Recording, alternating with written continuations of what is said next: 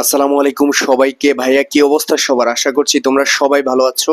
তোমাদের সাথে আজকে যে বিষয়টা নিয়ে কথা বলবো সেটা হচ্ছে রাজশাহী ইউনিভার্সিটি সাবজেক্ট চয়েস লিস্টটা আসলে কিভাবে তৈরি করবা বা কত পজিশন থেকে তোমার সাবজেক্ট চয়েস দেওয়া উচিত এবং মাইগ্রেশন সিস্টেমটা আসলে রাজশাহী বিশ্ববিদ্যালয়ে কিভাবে কাজ করে।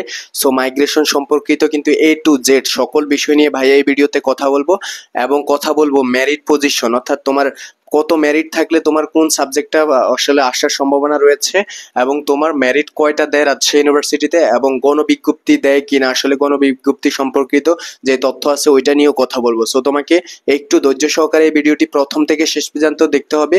প্রথম থেকে শেষ পর্যন্ত তুমি যদি দেখো তাহলে রাজশাহী বিশ্ববিদ্যালয় সম্পর্কিত যত ধরনের এই ইউনিট সম্পর্কিত তথ্য আছে, অর্থাৎ রাজশাহী ইউনিভার্সিটির সাবজেক্ট চয়েস সম্পর্কিত, মাইগ্রেশন সম্পর্কিত এবং মেরিট সম্পর্কিত যত ধরনের তথ্য আছে তুমি A to Z সবকিছু এক ভিডিওতেই বুঝে যাবা। সো অন্য কোনো ভিডিও দেখার আর প্রয়োজন পড়বে না তোমাকে।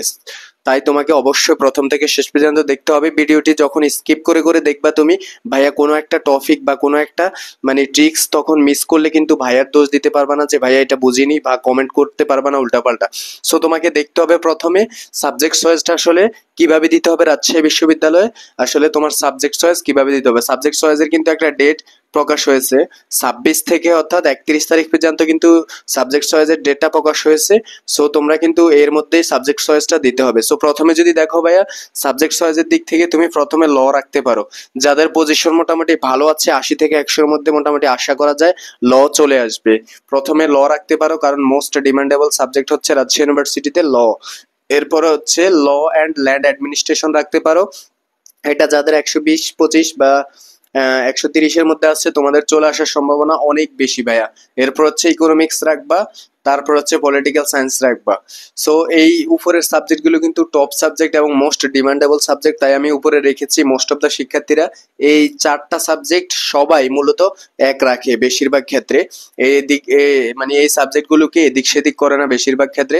এরপর হচ্ছে ইন্টারন্যাশনাল রিলেশনশিপ, এটাতে কিন্তু শিক্ষা ক্যাডারটা নেই, অর্থাৎ তুমি কলেজের যে শিক্ষকতা করবা বিসিএস ক্যাডার হয়ে, ওইটা আসলে ফ্যাসিলিটিস নেই। সো তোমাকে এটা একটু মাথায় রাখতে হবে। তোমার যদি বিসিএস ক্যান্ডিক টার্গেট থাকে তাহলে এটাকে স্কিপ করাটাই ভালো হবে। বাট এটাতে তুমি নাম হুটানি করতে পারবা যে ভাইয়া আইআরএ পড়ি, ইন্টারন্যাশনাল রিলেশনশিপ, আলাদা একটা ভাইব আছে শরীরের মধ্যে। সো ওইটা তুমি সবাইকে দেখানোর জন্য, শো অফ করার জন্য নিতে পারো।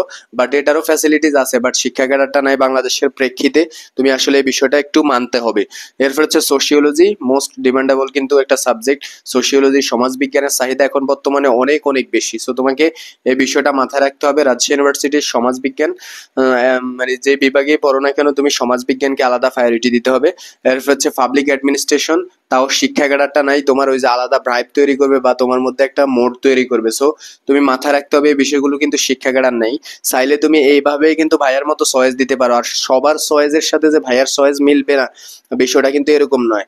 আমার সাথে অন্য কারো নাও মিলতে পারে। সো তুমি তোমার মতো দেবা আর এই রকম ভাবে সাজাতে পারো, তোমার কোনো সমস্যা হবে না আশা করা যায় ভাইয়া।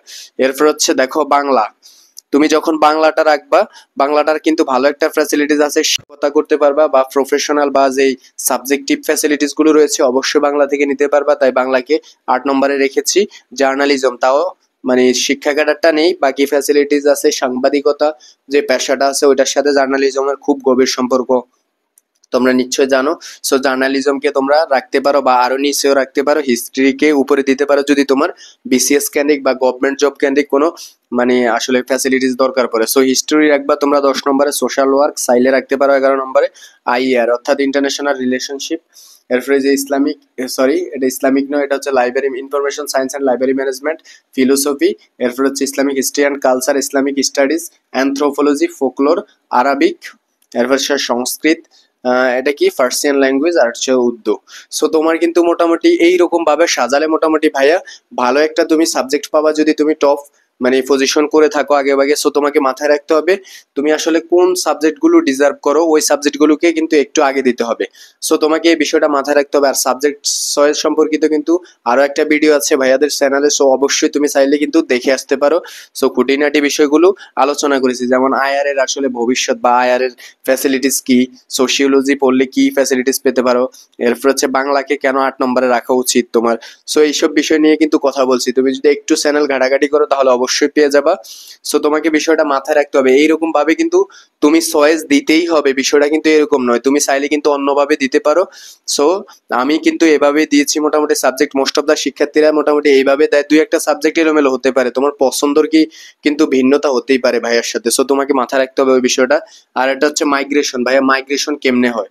সো অনেকের কোশ্চেন যে মাইগ্রেশনের আগে ভাইয়া মেরিটটা নিয়ে কথা বলি।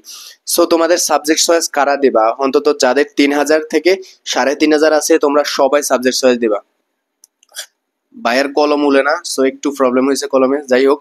তোমরা আসলে ভাইয়া মুখে বলি ওইটা আসলে বোঝার চেষ্টা করো। 3000 থেকে 3500 পজিশন যাদের রয়েছে তোমরা অবশ্যই সাবজেক্ট চয়েস দেবা। আর প্রবল সম্ভাবনা রয়েছে যে 2000 পর্যন্ত যাওয়ার সম্ভাবনাটা একটু কম, বাট 1600-1700 শিওর থাকো যে মোটামুটি তোমরা সাবজেক্ট পাবা। 1500 বা 1400 বা 1300-র উপরের দিকে হচ্ছে তোমরা যে ল্যাঙ্গুয়েজ রিলেটেড সাবজেক্ট গুলো আছে, উর্দু, পার্সিয়ান, সংস্কৃত, এইগুলো পাবা। এরপর হচ্ছে 1200-1300-র মধ্যে ফোকলোর পাওয়ার সম্ভাবনা অনেক বেশি। তোমাদের যদি ভাগ্যটা ভালো হয় তাহলে অবশ্যই ভাইয়া এক শিফটে 2000 করে যাবে, অর্থাৎ 2 শিফটে 4000 করে যেতে পারে। আমাদের সময় অর্থাৎ 23-24 শিক্ষাবর্ষে 800 পর্যন্ত গেছে। 800 কলম উলে না তাই দেখা যাচ্ছে না, তোমরা বুঝে নাও 800 পর্যন্ত কিন্তু গেছে। সো সিট সংখ্যা ছিল কত? 400 এক শিফটে, আমাদের ছিল 4টা শিফট। সো এক শিফটে 400 করে হলে 800 পর্যন্ত গেছে এক শিফটে করে। সো তোমাকে মাথায় রাখতে হবে ডাবল গেছে, 400 ডাবল কত? 800। সো তোমার মাথায় রাখতে হবে আবার 950টার মতো সিট আছে প্রতি শিফটে, বা 920-30টার মতো সিট আছে। সো তোমাকে মাথায় রাখতে হবে 900, 1800। সো ডাবল যদি করো তুমি 1800 মোটামুটি সম্ভাবনা রয়েছে প্রবল, তোমরা ল্যাঙ্গুয়েজ রিলেটেড সাবজেক্ট গুলো পাবা। কিন্তু আমি মনে করি 3000 পর্যন্ত চয়েস দেওয়া উচিত। আমাদের পূর্বের ব্যাচ অর্থাৎ 22-23 শিক্ষাবর্ষে যারা আছে ওরা কিন্তু এক শিফটে 1100 থেকে 1200 গেছে 400 সিটের জন্য মাত্র, মাথায় রাখতে হবে। সো তোমাদের যাদের 3000 আছে তোমরা এমনি সাবজেক্ট চয়েস দিয়ে রাখবা, ভাগ্য যদি ভালো হয় আল্লাহ তাআলা অবশ্যই দিবে। আর তোমাকে মাথায় রাখতে হবে যারা মাদ্রাসা ব্যাকগ্রাউন্ড তারা কিন্তু যত দূরে হোক না কেন তুমি পাস করলেই মানে চয়েস দিয়ে রাখবা, কারণ তোমার কিন্তু টাকা খরচ হবে না চয়েস দিতে, এখানে মাথায় রাখবা। এরপর হচ্ছে তোমার কিন্তু এই যে ইসলামিক হিস্ট্রি অ্যান্ড কালচার এবং ইসলামিক স্টাডিজ এই দুইটা আসার সম্ভাবনা অনেক বেশি। 4-5 হাজার পজিশন থেকে এমনি চলে আসবে ইনশাল্লাহ ভাই, আশা করা যায়। আর যাদের পজিশন আরো দূরে আছে তোমরা অবশ্যই চয়েস দেবা। সো তোমরা এই বিষয়টা মাথায় রাখবা।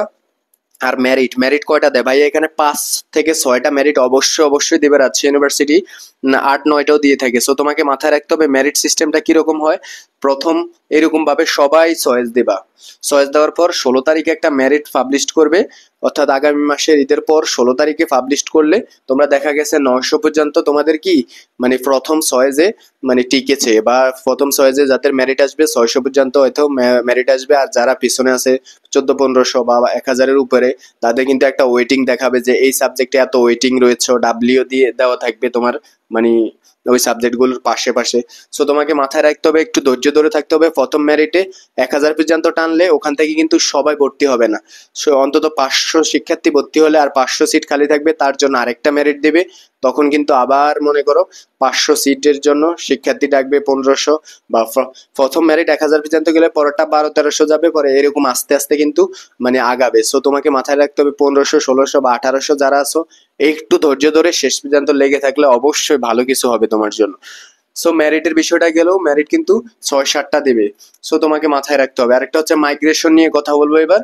মাইগ্রেশনটা কিভাবে হয়? সো সবাই কিন্তু এইভাবে চয়েস দেবা, দেওয়ার পর প্রথম মেরিটটা আসলে তোমার দেখা গেছে তোমার পজিশন 900 মনে করো, উর্দু ডিপার্টমেন্টের সরি উর্দু সাবজেক্টটা চলে আসছে মনে করো।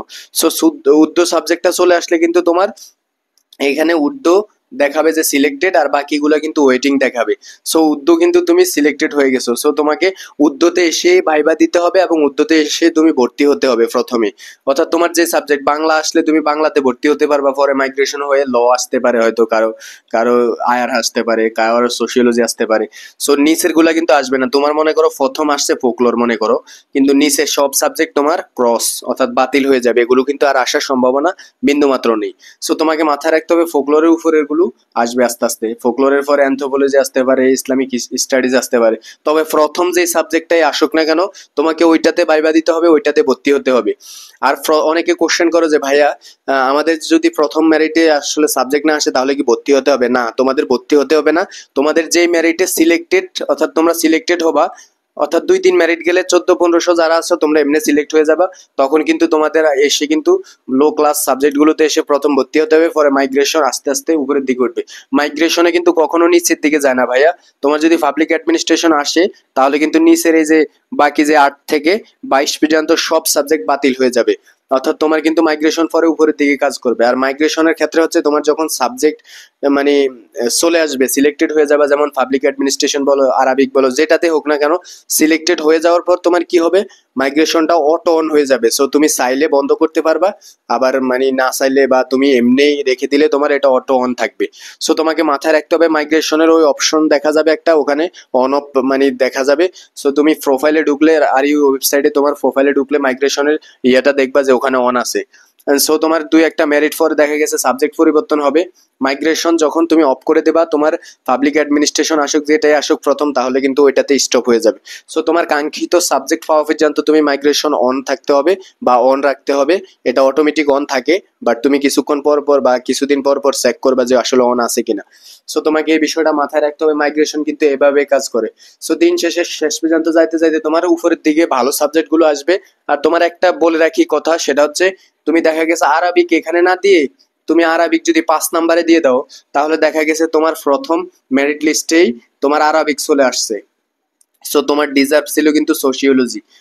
মানে তুমি যেমন তোমার যদি পজিশন মনে করো 500-600 হয়, তোমার সোশিওলজি আশা পর্যন্ত মানে সোশিওলজি পর্যন্ত তোমার আশা ছিল, কিন্তু তোমার উপরে ছিল আরবিক। সো আরবিক কিন্তু সোশিওলজি থেকে একটু low quality subject. So Arabic যদি তুমি এখানে চয়েস দাও, তাহলে কিন্তু নিচের সবগুলো বাতিল হয়ে যাবে, আরবিক আসবে। তুমি আরবিকে ভর্তি হলে আর উপরের দিকে যাওয়ার তো সম্ভাবনা নাই, কারণ তোমার মেরিট হচ্ছে 600, কিন্তু পলিটিক্যাল সায়েন্স হয়তো 600 নেবে না।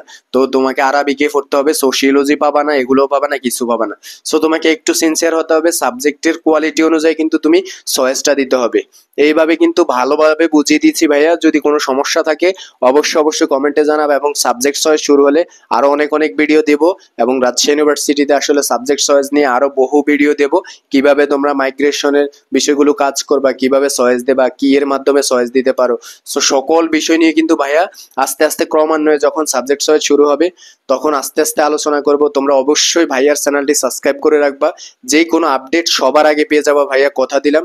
সবার আগে কিন্তু আমি ভিডিও তৈরি করি তোমাদের জন্য, তোমাদের যাতে উপকারে আসে। দেখো সাবজেক্ট চয়েস কিন্তু 26 তারিখে, কিন্তু আমি এর 5-7 দিন আগে কিন্তু ভিডিও তৈরি করেছি যাতে তোমাদের ভুল না হয়। সো তোমাদের মাথায় রাখতে হবে সব সময় ভাইয়া কিন্তু তোমাদের পাশে আছি। যে কোনো কোশ্চেনের জন্য অবশ্যই ইনবক্স করতে পারো বা কমেন্ট করতে পারো ভাইয়া, অবশ্যই আনসার দেওয়ার চেষ্টা করব। ভালো থাকবে, এই পর্যন্ত দেখা হবে পরবর্তী কোনো ভিডিওতে। ধন্যবাদ সবাইকে।